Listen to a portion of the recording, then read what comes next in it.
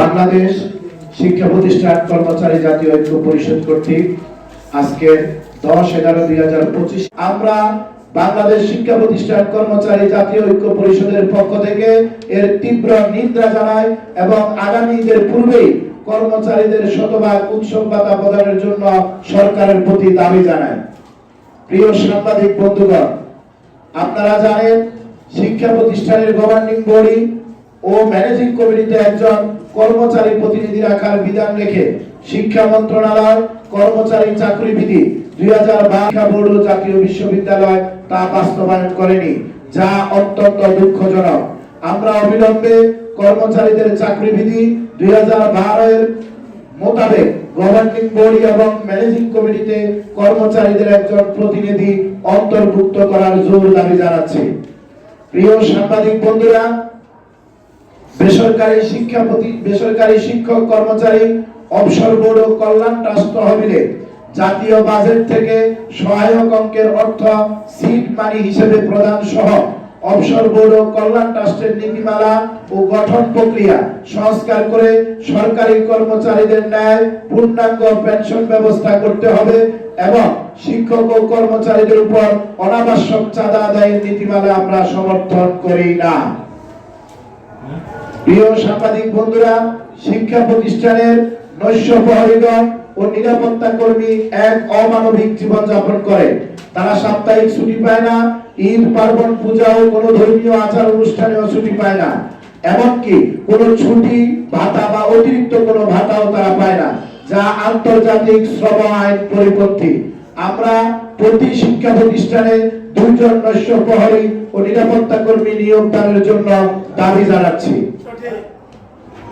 আমাদের আজকের বাংলাদেশ শিক্ষা প্রতিষ্ঠান কর্মচারী জাতীয় ঐক্য পরিষদের সমন্বিতভাবে 15টি সংগঠনের জাতীয় 8টি দাবি আমি আজকে সাংবাদিকের সামনে উপস্থাপন করতে চাই। দাবি 1, আসন্ন ঈদের পূর্বেই কর্মচারীদের শতভাগ উৎসব ভাতা প্রদান করতে হবে। দাবি 2, গভর্নিং বডি ও ম্যানেজিং কমিটিতে কর্মচারীদের একজন প্রতিনিধি অন্তর্ভুক্ত করতে হবে। দাবি 3, সরকারি কর্মচারীদের ন্যায় পূর্ণাঙ্গ পেনশন প্রদান করতে হবে। দাবি 4, কর্মচারীদের সার্বজনীন বদলির ব্যবস্থা করতে হবে এবং প্রতিষ্ঠানে 2 জন নৈশ প্রহরী নিয়োগ দিতে হবে। দাবি 5, কর্মচারীদের 1500 টাকা চিকিৎসা ভাতা সহ শিক্ষা ভাতা, টিফিন ভাতা সরকারি কর্মচারীদের ন্যায় বাড়ি ভাড়া প্রদান করতে হবে। দাবি 6, ল্যাব সহকারী কর্মচারীদের 3য় শ্রেণী কর্মচারী হিসেবে প্রদান করতে হবে এবং নন এমপিও কর্মচারীদের এমপিও ভুক্ত করতে হবে। দাবি 8, 3য় শ্রেণী কর্মে প্রশাসনিক কর্মকর্তা পদবি হিসেবে। আমাদের এই 8টি দাবির পক্ষে আমাদের যুক্তি আছে। রাজনৈতিক সংগঠনের নেতৃবৃন্দের সাথে 15/11/2025 থেকে 20/11/2025 পর্যন্ত মত বিনিময় ও মাননীয় শিক্ষা উপদেষ্টা সহ সংশ্লিষ্ট কর্তৃপক্ষের নিকট স্মারকলিপি প্রদান। আমাদের কর্মসূচি 2, 21/11/2025 থেকে 30/11/2025 পর্যন্ত জেলা ও বিভাগীয় শহরে বিভিন্ন শিক্ষা প্রতিষ্ঠানে গণসংযোগ।